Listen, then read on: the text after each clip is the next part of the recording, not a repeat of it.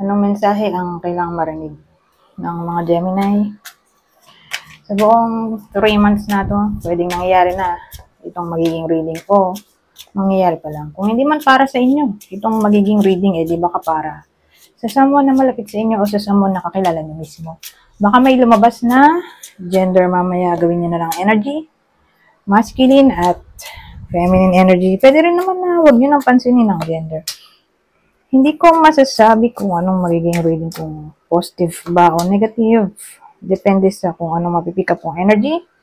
Walang masama kung papanoorin ang sun, moon at rising sign. Kasi baka alin man sa mga yan ay mag-resonate na sa sitwasyon nyo. Wala tayong bida dito, ha? Walang description. Energy sila lahat.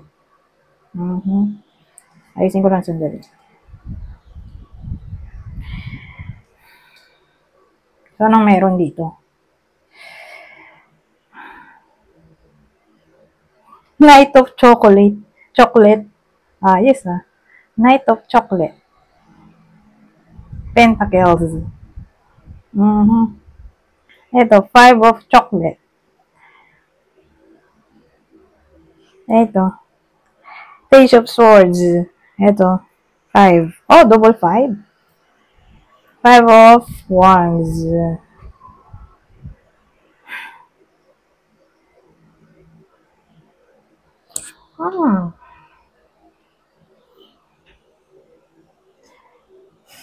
Medyo confusing.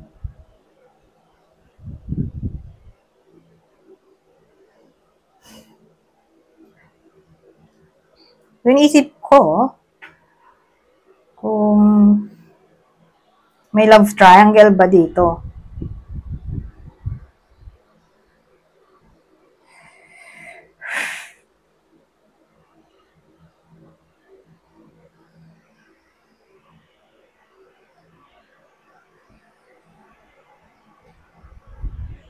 Malaki yung chance Saka mukhang mangyari pa lang to.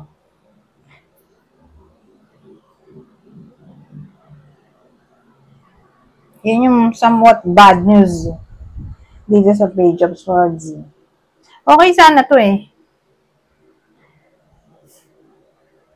Nandito yung Knight of Pentacles. Kaya lang nga, pangit yung mga sumunod na cards mo.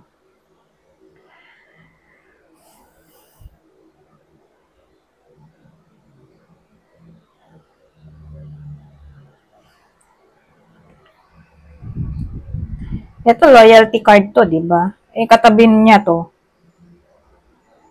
Parang nawala yung loyalty.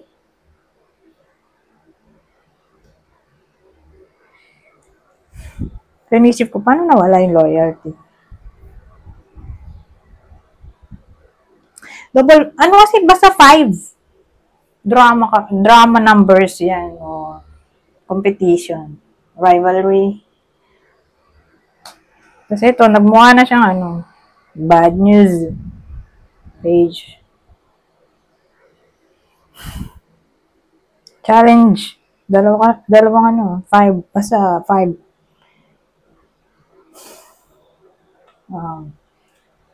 Nakita ko yung maraming 5. Trouble. May trouble. Pero again, malaki yung chance na hindi pa ito nangyayari. At mangyayari pa lang siya. Kasi at first, okay naman siya Nandito yung Knight of Pentacles. Kaya lang, nung lumaon, nung gumanon na siya, ganyan wala. Nawala yung loyalty nga. Dahil nandito yung 5 of Pentacles.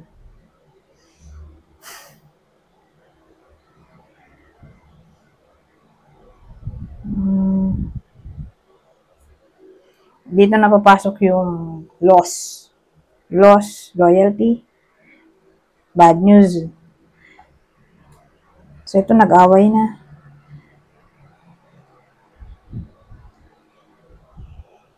Pero kung iisipin, tong 5 of Pentacles, 5 of Pentacles, ano ba to? 5 of Wands,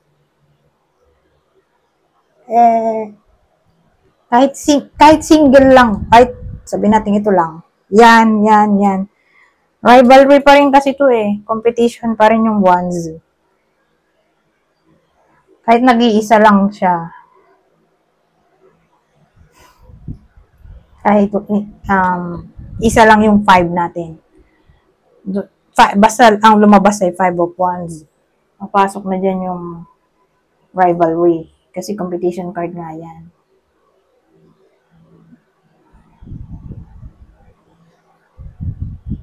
Ang tanong,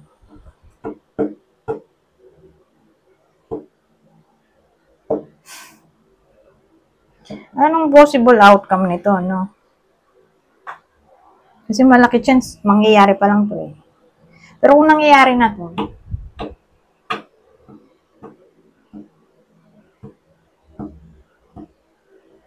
defeat at first. Defeat yung outcome at first. Pero tingnan natin yung future nga. Parang na-defeat o defeat.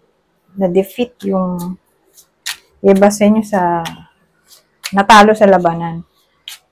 So, pinaglalaban sa cheating. Sa topic ng love triangle, natalo yung iba sa inyo kung nangyayari na to. Pero again, tingnan natin.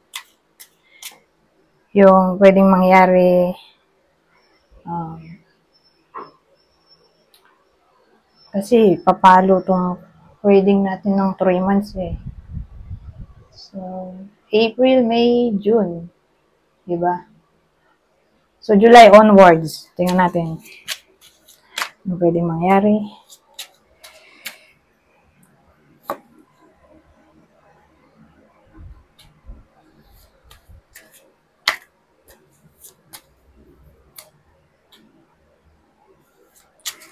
Ano to?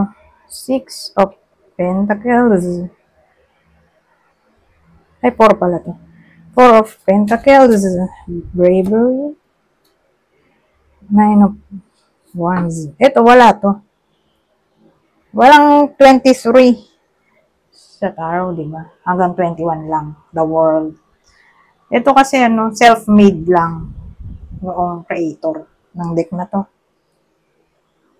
Pero pag nakita ko tong Bravery, para siyang pinagsamang Strengths at Emperor.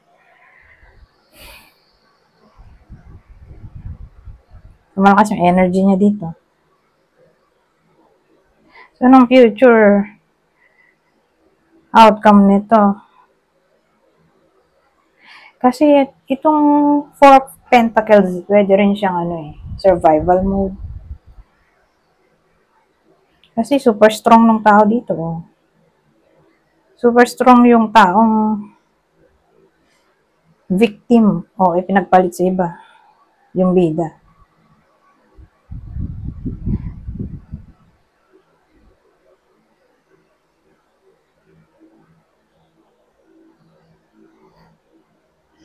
Kasi itong 9 of Wands natin, resilience to eh.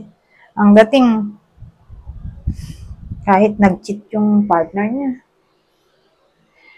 gusto niya pa rin yun. Handa siyang maghintay ba? So, ganun yung dating. Handang maghintay yung bida hanggang sa matauhan o maghiwalay na yung partner niya saka yung third party. Ganun siya katatag dito, kahit dito. Super strong, di ba? Talagang till death do us part. Ang tema dito, kahit ito. Resilience to eh. Tingnan nyo, kahit sugatan na siya, nakatayo pa rin siya kasi willing siyang ialay na ang buhay niya para lang sa pinaglalaban niya.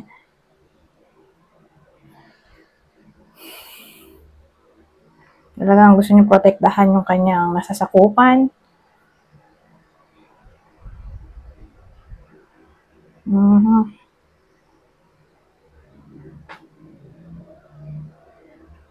Ito naman parang lion. Lion na soldier pag pinag-combine. Parang ganun din siya, tulad nito.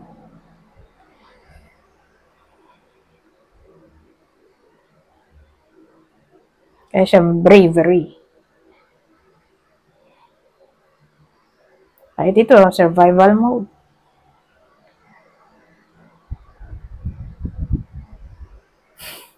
Anyways, ang dating, di ba, July onwards, nakikita natin dito na yung bida naghihintay pa rin siya. Ang tanong, may chance kaya, no? May chance ba ng reconciliation? May chance ba ng reconciliation?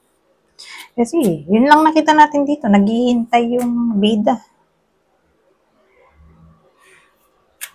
Mahal niya pa rin yung partner niya kahit nagloko. Na kahit sabihin natin bumalik sa kanya yung partner, willing siyang tanggapin ulit yung partner niya. Ganun ang dating. Pero again, para mas clear, may chance ba ng reconciliation sa future? Ano to? 7 of Wands. Ito, 3 of Pentacles. Oh, Knight of Swords. Pentacles.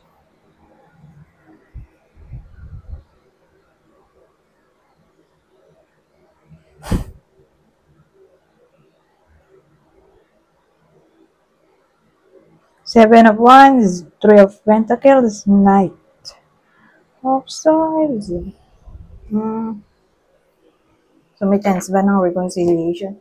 So, sabihin natin sa period ng 1 year. So, buong 2025. Yun na lang, para mas specific. Meron tayong period. So, again, may chance ba ng reconciliation sa buong 2025? Anong sagot? Wala eh. Although nandito to, Knight of Swords, kasi wala tayong malakas na card para masabi na mag-stick na yung partner sa bida. Wala eh.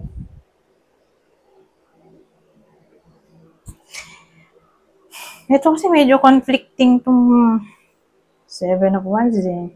Kasi siya yung card na marami siyang kaaway, di ba? Doon sa Rider-Waite-Smith. Nasa baba yung kaaway. Siya yung nasa taas. Feeling victorious siya at first. Kaya lang hindi mo masasabi kung hanggang kailan ka nasa taas. Para lang yung posisyon. Sa trabaho. Sa government. O kung saan man yan. Kahit sa relasyon, di ba? Hindi mo masasabi kung hanggang kailan ka number 1. Anytime pwede kang pabagsakin. O palitan. Kaya medyo alanganin ako dito sa 7 of Wands. Kasi struggle card din to. Saka competition din. Bukod sa 5 of Wands competition. 7 of Wands competition card din. Ang lagi ka nakikipag-compete. Kasi nga yun logic. Hindi mo alam kung hanggang kailan ka nasa ibabaw. Kasi yung mga kalaban nga nasa baba. Hindi natin alam kung hanggang kailan sila mananatili dun sa posisyon na yun na gusto nilang pabagsakin yung nasa taas.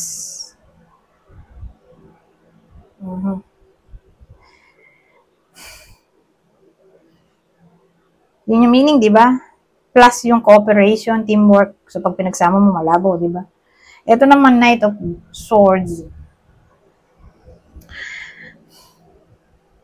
Kasi yan card ng unpredictability. So, pag ganun, unpredictable, uncertain, hindi mo masabi. Yung strength ng card.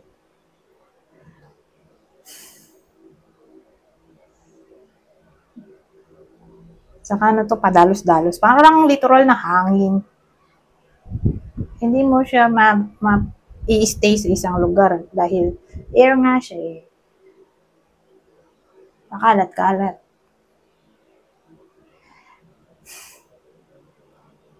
Hindi pumipirmi sa isang lugar. Impulsive in short. Kaya tingin ko malabo. Ngayong 2025 lang naman. Who knows? Baka naman 2026 eh maiba pa. 'Di ba?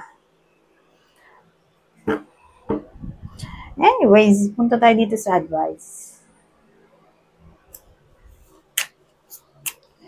Kukuha ko dito ng 3. Okay? 3 card lang. Babasahin ko na lang para mabilis. Ito ang advice sa ganitong sitwasyon. Kahit dito, nandito yung 7 of Swords. So sabi, guard against deceit and concealment.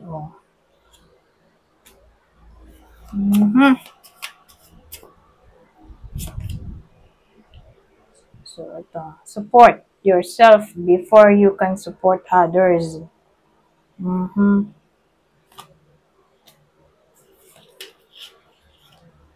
Ito, ano to? Take a methodical approach and you'll achieve your dreams. Siguro magandang gawin natin since mangyayari pa lang to. Feeling ko mangyayari pa lang to. Pero kung nangyayari na nga para sa iba sa inyo, tulad nung sinabi ko kanina, feeling defeated, di ba? Hanggang 2025. Sa loob ng 3 months, feeling defeated, di ba? Yung sabi ko, dun sa kung nangyayari na. Sa loob ng 3 months, April to June, feeling defeated pa rin sila, di ba? Sabi ko. Pero kung bubuong year na natin 2025, wala eh. Wala pa rin talaga. Walang pagbabago. Pero ang maganda, pwede pa rin naman natin tong ma-change somehow. Yun nga lang, hindi natin masabi. Yung 100% ng effectivity. So, paano natin mababago somehow tong trading natin?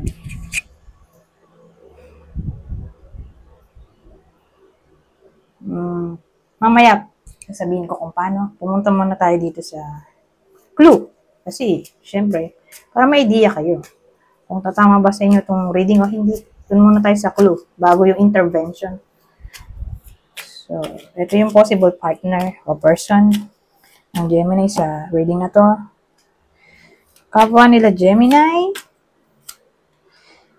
yung partner o person, ito, Sagittarius or Taurus. Halimbawa, hindi tumama sa inyo, di baka tumama sa someone na malapit sa inyo, kakilala o idol. Ito yung possible zodiac sign niya. Aries, Virgo, o isa sa earth sign, Taurus, Virgo, Capricorn, pero specifically Virgo, kung kakilala. Kasi mulit eh. Malaki yung chance na Virgo nakakilala. Dito naman sa isa pang clue. Same instruction, kung di tumama sa inyo itong clue natin, ready? Baka tumama sa person nyo, partner, kakilala, o idol. Kunin nyo lang yung info na sa tingin nyo fit sa sitwasyon nyo o sa kakilala nyo. So, may taong black ang buhok. Yung tatamaan ng reading natin, nitong clue ng reading natin, yung bida, partner niya, third party. Okay? So, ito may someone na mahilig sa makulay na mga damit. Average ang height. So, may someone na average ang height. Pero para sa akin, sa opinion ko lang, ang average height dito sa Philippines, mga 5'3". Ay, 5'4" pala. Average height dito sa Philippines, sa tansya ko lang. Mga 5'4" to 5'7".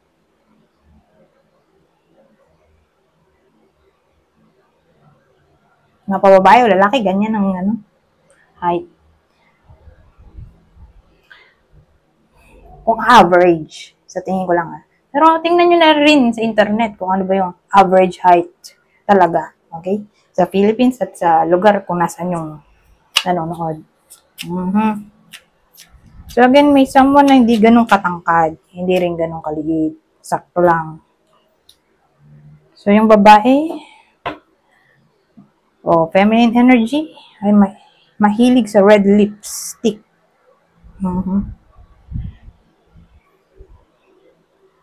Anyways, ito na yung intervention natin. So, paano natin somehow mababago itong possible outcome. Ayusin ko lang itong deck ko. So, gagamit tayo ng crystals o gemstones. Ito, syempre, ito yung number 1. Rose quartz. Okay? Pang-attract ng new love o pang-ayos ng relasyon kung nagkakalabuan. Rose quartz. Itong pink, teka, hanapin ko sa internet. Ano nga ba tawag dito? Opal yata to. Pink opal. Wait lang. Pink opal. Benefits. Hanapin ko lang sa internet na. Para sa nga ba to?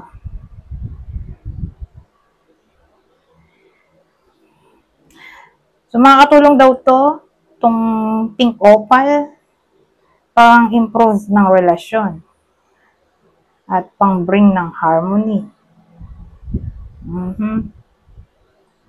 So, pwede rin siya, di ba?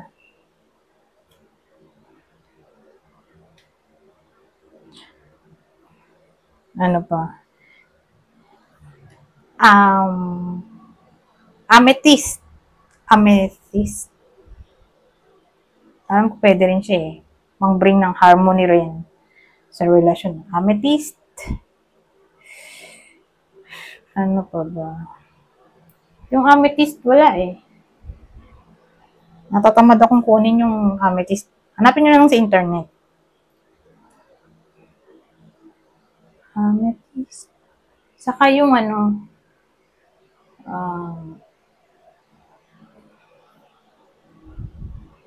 pink lace agate nga ba?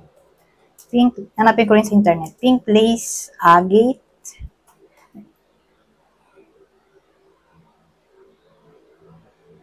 Benefits.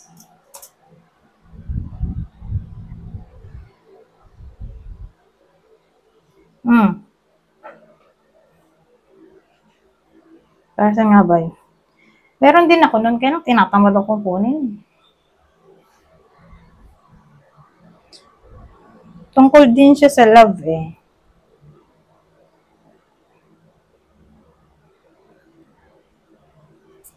Pero more like self-love, self-acceptance.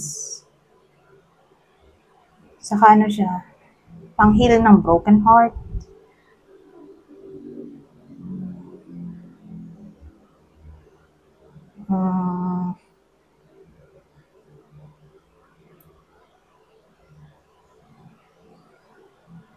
Pwede rin naman siya sa harmony. Kaya hindi sa relasyon, kundi sa space. So, pag ganun, siguro balance sa pagitan ng positive at negative energies.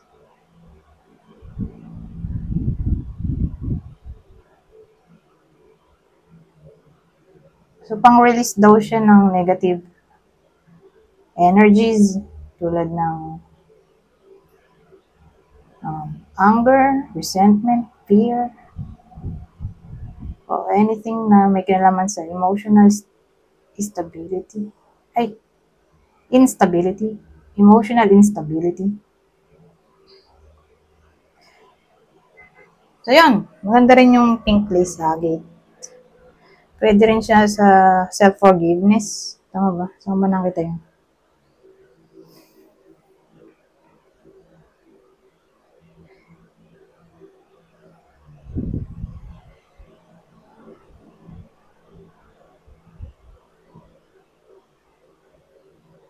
Wala.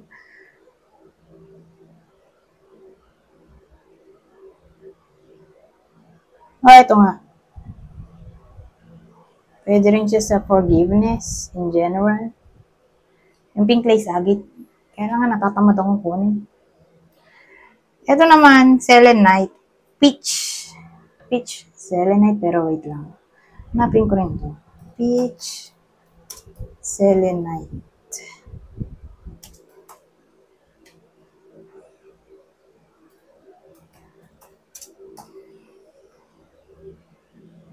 Pwede rin tong forgiveness. Same dun sa peach. Same din dun sa kaninang sinabi ko, yung pink lace agate.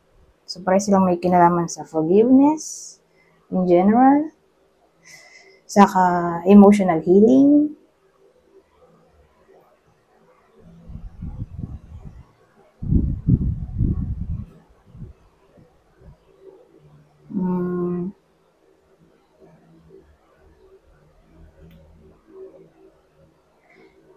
Peace. Pang-promote daw ng peace.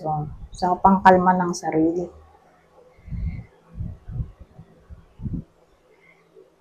Pwede rin siya sa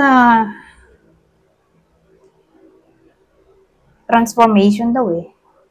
Who knows? Baka makatulong din tong peach. Selenite sa pag-transform ng reading na to into positivity. Diba? Into a positive outcome. Ma-reverse somehow yung reading. Ma-release yung negativity. Pero tulad nung pink lace agate, pare sila eh, na may kinalaman sa forgiveness, acceptance,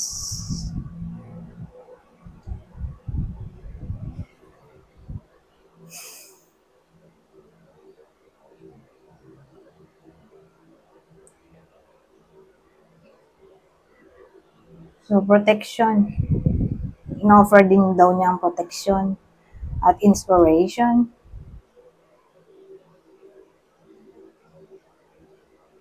Ito, enhances love and stimulates teamwork.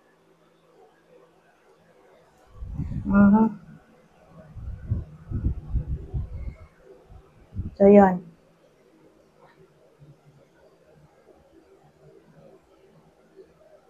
Ito, protection.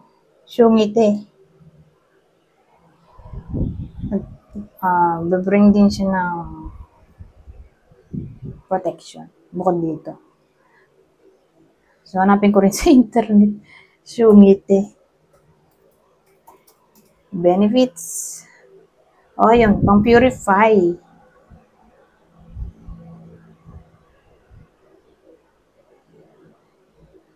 Ng negative energies.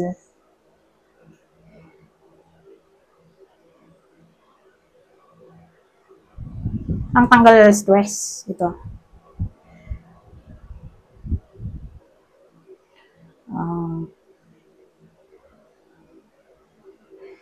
So, sabi sa AI ng Google, Syungite is believed to have grounding and balancing properties, promoting a sense of stability and well-being.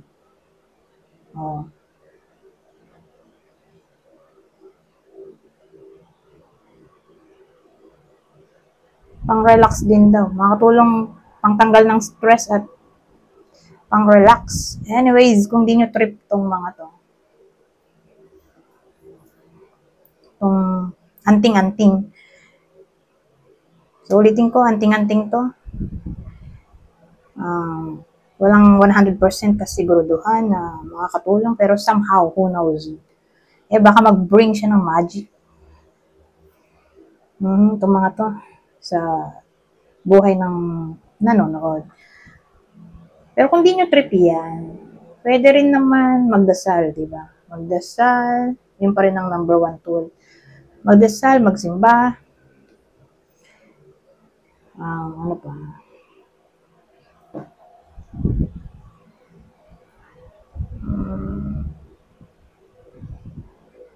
Maganda yung black candle saka white para balance.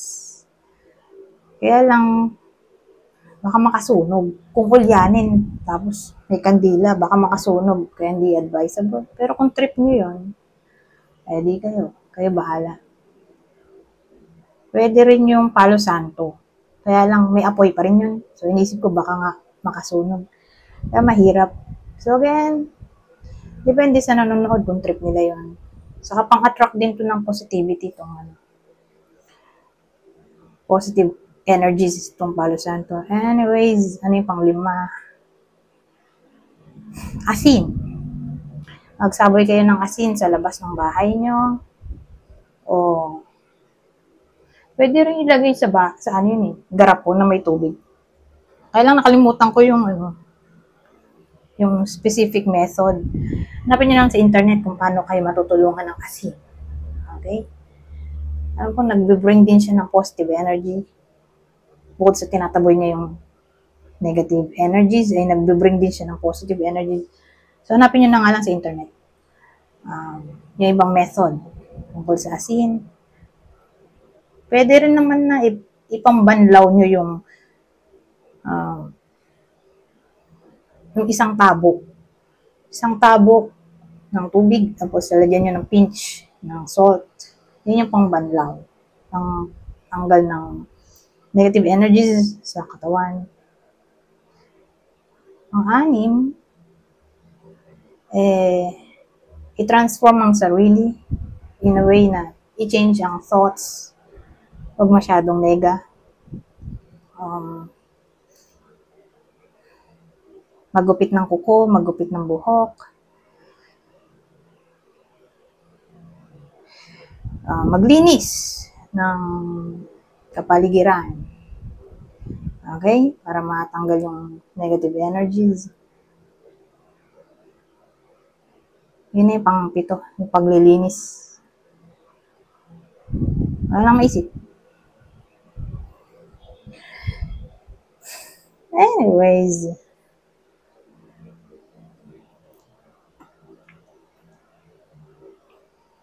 saan na ba tayo pupunta? 32 minutes na pala to. So, mag-end na ako dyan. Anyways, hanggang dito na lang. Goodbye. For now.